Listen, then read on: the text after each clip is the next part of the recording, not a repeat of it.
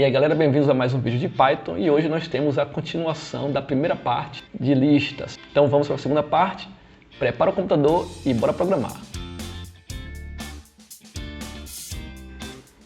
Então pessoal, como eu havia dito no primeiro vídeo de listas, agora nós vamos ter uma continuação, a segunda parte na verdade, onde nós teremos mais operações de listas e eu vou falar sobre iteração usando for.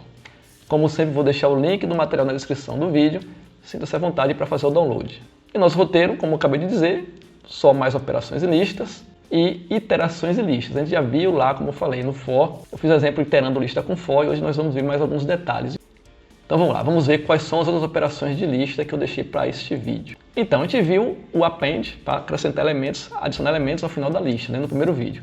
Também é possível concatenar listas usando o operador de soma, como a gente faz com strings. Lembra que eu posso fazer um string mais outra string, a gente viu isso no print formatado, e eu posso juntar as duas strings em uma só. Da mesma forma, eu posso juntar duas listas em uma só. Então repare que esse exemplo, eu tenho uma lista com João, Pedro e Maria, e uma lista chamada novatos, com Fernanda e José.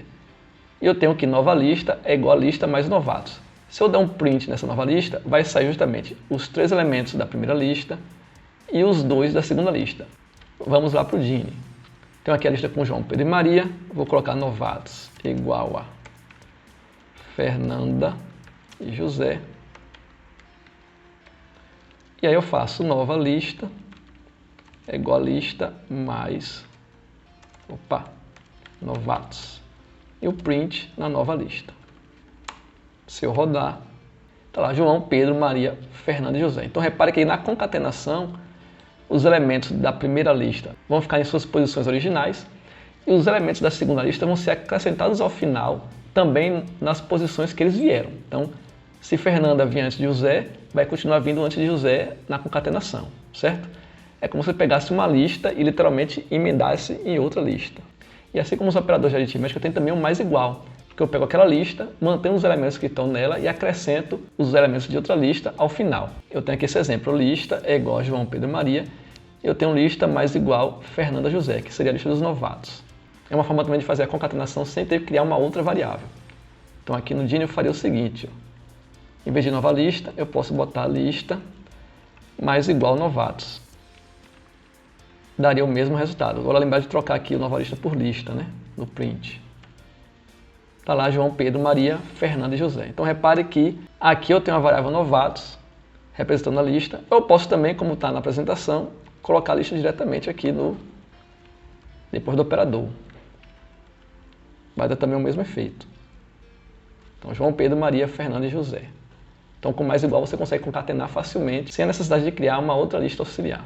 Então, falando ainda sobre adicionar elementos na lista, enquanto a gente tem um append, que a gente viu no último vídeo, que sempre coloca os elementos no final da lista, a gente tem também um método insert, que a gente pode especificar em qual posição a gente quer adicionar. Então, eu tenho aqui esse exemplo. A lista novamente só com João, Pedro e Maria, e eu tenho um insert, posição 1, José. Então, José vai entrar no lugar do índice 1. Quem está no índice 1? Pedro. Então, o que acontece? Os elementos de Pedro para frente, no caso aí Pedro e Maria, eles abrem espaço para a entrada de José naquela posição. Então Pedro, que era índice 1, passa a ser 2 e Maria, que era 2, passa a ser 3. Então vamos para o Gini testar aqui. Lista.insert índice 1 José. Print lista. Se eu rodar, José entrou depois de João. Então justamente Pedro e Maria, eles são deslocados mais para frente, abrindo espaço para José, José entra no índice 1. Então eu coloquei índice 1, mas podia ser qualquer índice. Então, sendo assim, se eu quiser adicionar elementos no início da lista, sabendo que a lista começa de 0, o insert 0 seria justamente o oposto do append. O oposto assim, entre aspas, Enquanto o append adiciona no final, o insert 0 iria adicionar no início. Então, se eu rodar aqui, trocando 1 por 0, repare que José agora foi para o começo. Então, João, Pedro e Maria são deslocados, abrindo espaço do índice 0 para a entrada de José. Então, append insere no final, e o insert insere em qualquer lugar, sendo que o insert 0 vai inserir sempre no começo da lista. Também dá para copiar a lista. Como assim copiar? Eu tenho uma lista e eu quero fazer uma cópia dela em outra variável. Então eu tenho aqui esse exemplo, lista, João, Pedro e Maria, novamente, e eu tenho nova lista é igual a lista.copy. Então o método .copy ele vai gerar uma cópia daquela lista. Então vou ter agora lista e nova lista. E nesse código aqui ainda adicionei o Carlos na nova lista. Por quê? Eu quero demonstrar aqui que, mesmo sendo uma cópia da nova lista, o que você fizer na nova lista não afeta a lista antiga e vice-versa, porque são cópias, mas estão em variáveis diferentes. Lista é uma variável, nova lista é outra variável. Então, você pode fazer uma cópia da lista para alterar a cópia, por exemplo, deixando a original inalterada, ou vice-versa. Vamos lá para o Dini também, vamos botar isso lá no Dini. Tenho aqui, ó, nova lista é igual a lista.copy, fiz a cópia. Nova lista.append Carlos. Vou adicionar Carlos na nova lista. Eu dou um print em lista e um print em nova lista. Então, repare, a lista original continua do mesmo jeito, com João, Pedro e Maria.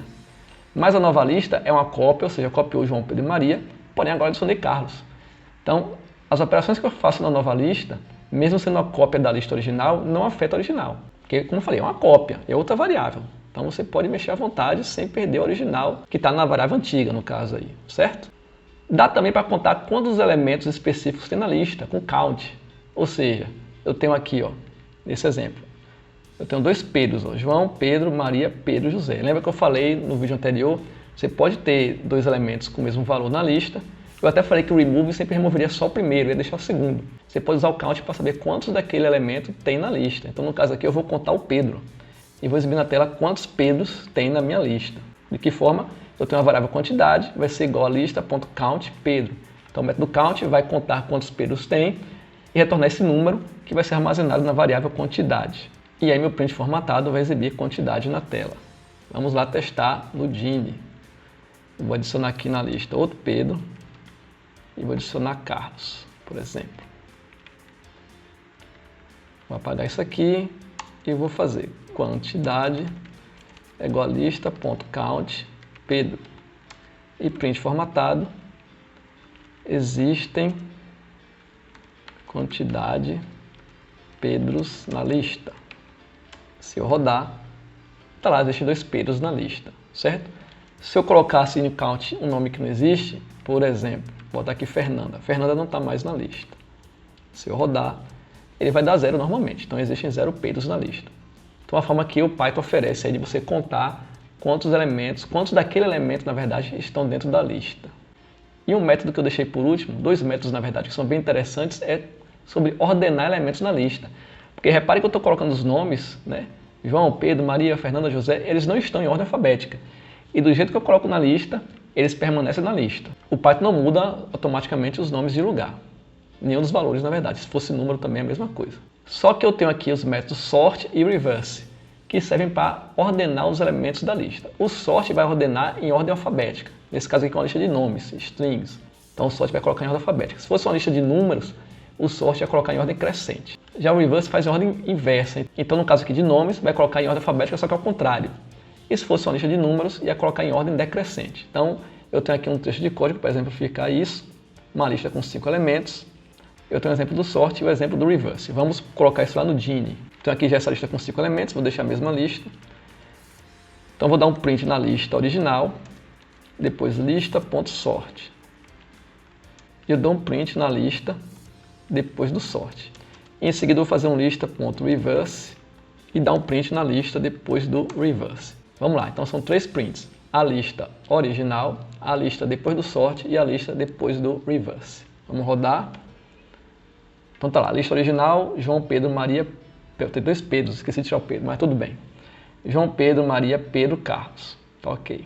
Então eu tenho o sort na linha 6 e na linha 7 o print depois do sort. Então eu tenho Carlos, João, Maria, Pedro, Pedro. Então os 2 Pedros ficaram juntos porque é exatamente a mesma palavra, né? Então não importa isso aí na ordem alfabética. E depois eu tenho o reverse na linha 9 e na linha 10 o print da lista após o reverse. Então eu tenho Pedro, Pedro, Maria, João e Carlos. Então repare que está invertido. Tem ordem alfabética, mas invertido. Então eu acho bem interessante esses 2 métodos aí, principalmente quando você está trabalhando com lista de nomes. Imagine que você tem um aplicativo que exibe uma lista de alunos de uma turma. Você quer exibir a lista em ordem alfabética. Você pode adicionar os alunos de qualquer jeito, depois dá um sort. Ou então você tem uma lista de números, você quer fazer algum tipo de sorteio, sei lá, né? Você também pode dar um sort e organizar os números. Bastante interessante isso aí que já vem embutido na lista do Python, né? Então tá, aqui eu já tenho as principais operações de lista que a gente viu no vídeo anterior e nesse vídeo. Então acho que já está o suficiente sobre operações. E agora partimos para iterações em listas, né? Fazer repetições em cima de elementos de lista. A gente vai fazer isso usando a instrução for, né? Como a gente viu na videoaula lá de for, que eu fiz até um exemplo pequeno com lista. A gente já viu isso, na verdade, lá, só que de forma bem básica. Então, repare, relembrando o for você tem lá o for, uma variável, in, uma sequência. A gente fez a sequência com range, a sequência numérica. A gente pode também usar a lista como uma sequência. Nesse caso aqui, a lista, na verdade, vai entrar justamente como uma sequência de dados. E em cada iteração daquela do for, a variável que você especificou ali no for vai assumir um elemento da lista e vai ser usada ali no escopo que está dentro do for. Lembrando que a variável vai pegar os elementos da lista na ordem que estão lá. Então, por exemplo, se eu tenho essa lista aqui, ó, João, Pedro, Maria, Fernando e José, eu tenho um for nome em lista. Para cada repetição desse for, a variável nome vai pegar os elementos na ordem. Ou seja, na primeira repetição, o nome vai ser João, na segunda o nome vai ser Pedro, na terceira o nome vai ser Maria, e assim sucessivamente. Lembrando que a ordem importa. Se você quiser mudar a ordem da iteração dos elementos no for, você vai ter que reordenar a sua lista. Você tem que reorganizar ela, na verdade, e colocar os elementos na ordem que você quer que eles sejam usados lá no for. Então, vou botar de novo esse exemplo ali no Dini, né? Vou só lembrar aqui de trocar esse Pedro, botar Fernanda no lugar de Pedro. Eu faço aqui um for para exibir os elementos na lista. For nome em lista, print, nome. Então, dessa forma, eu vou também exibir a lista, porém, eu vou exibir item após item, um debaixo do outro. Está lá, João, Pedro, Maria, Fernanda e Carlos. Exatamente como está aqui, ó, na mesma ordem. Se eu der um sort nessa lista antes, ó, lista.sort, aí ele vai exibir em ordem alfabética, né? Carlos, Fernanda, João, Maria e Pedro. Então, o primeiro exemplo é o que? O for basicão, como a gente viu lá na aula de for. Você tem a variável, você tem a lista como sequência, e ele vai usar cada elemento da sequência, cada elemento da lista, na verdade, como a variável ali, nome, em cada repetição daquele laço, beleza? Então tá, a gente já viu esse exemplo de for, lá quando estudamos for, lá atrás. Mas tem um uso mais útil, quando você está usando for com lista, que é o seguinte, eu tenho os elementos na lista e eu quero fazer uma exibição mais organizada. Como eu falei, imagine um programa que você tem ali uma lista de alunos de uma turma e você quer exibir os alunos daquela turma. Você tem como fazer isso de forma mais organizada, fazendo uma iteração em cima da lista. Então tem aqui um novo exemplo. A mesma lista, dou sort na lista para ficar em ordem alfabética, que é uma variável chamada número, inicializei com 1. O número começa com 1, beleza. E eu tenho um print aqui, lista de alunos. Um detalhe nesse print, eu tenho aqui um traço, entre aspas, vezes 5. Esse vezes 5 aqui diz o seguinte, eu quero que esse tracinho aqui se repita 5 vezes, então na verdade vão ser 5 traços. Esse vezes aqui, uma string com número, vai justamente repetir aquela string aquele tanto de vezes. Então vou ter aqui 5 traços, lista de alunos e mais 5 traços.